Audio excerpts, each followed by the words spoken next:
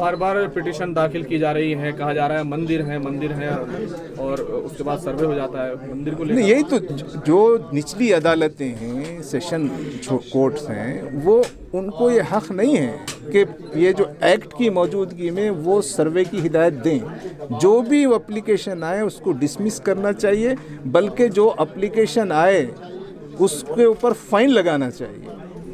बल्कि वो इस बात पर भी फाइन लगाना चाहिए कि वो देश की अदालतों का वक्त ज़ाय कर रहे हैं और हज़ारों मुकदमात है जिस पे फैसला करना है।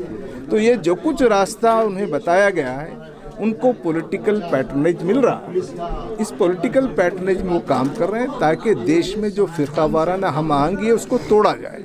मंदिर होने के जो दावे हैं उनको लेकर क्या कहेंगे? भाई देखिए, बात तय हो गई है। भाई तारीख में यहाँ जो राजा महाराजा सुल्तान बादशाह लोग रहे, उनके सब कारनामे उनके दौर के। अब हमारा मुल्क जो जन्म लिया है वो 1947 से है।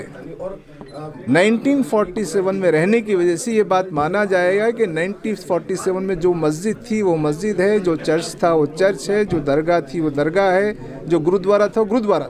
47 से पहले क्या था ये तहकीक करना खुद मसले को पेचीदा बनाना है। सर, सीएम योगी आदित्यनाथ ने कहा है कि संभल की घटना और बांग्लादेश की घटना के अंदर जितने भी लोग शामिल थे, दोनों का डीएनए सेम है, एक ही है। असल में उन्हें डीएनए का क्या पता है, बाबू हैं वो। उन्हें नॉन साइंटिफिक एटीट्यूड और नॉन साइंटिफिक बातें करना।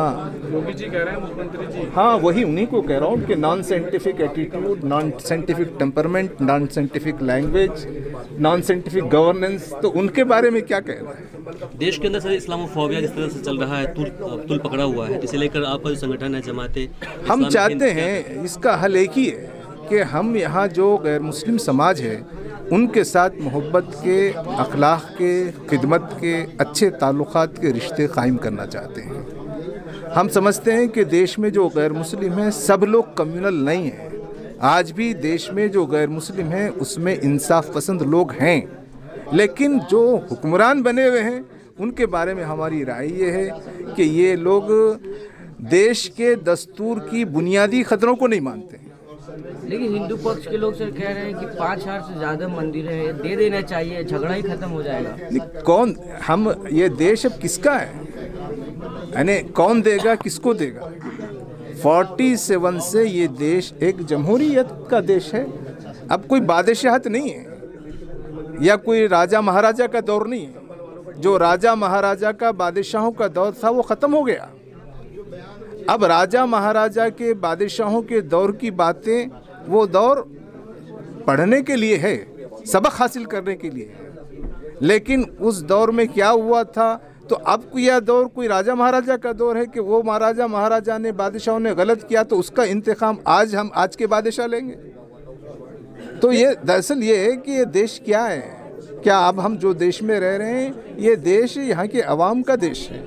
तो अवाम यहाँ हिंदू भी हैं, अवाम मुसलमान भी हैं। कह रहे सर्वे से दिक्कत क्या है सर? संभल में 5 बच्चे शहीद हो गए, जी उसके बाद बुलडोजर भी रुका हुआ था, फिर बुलडोजर भी चलने लगा।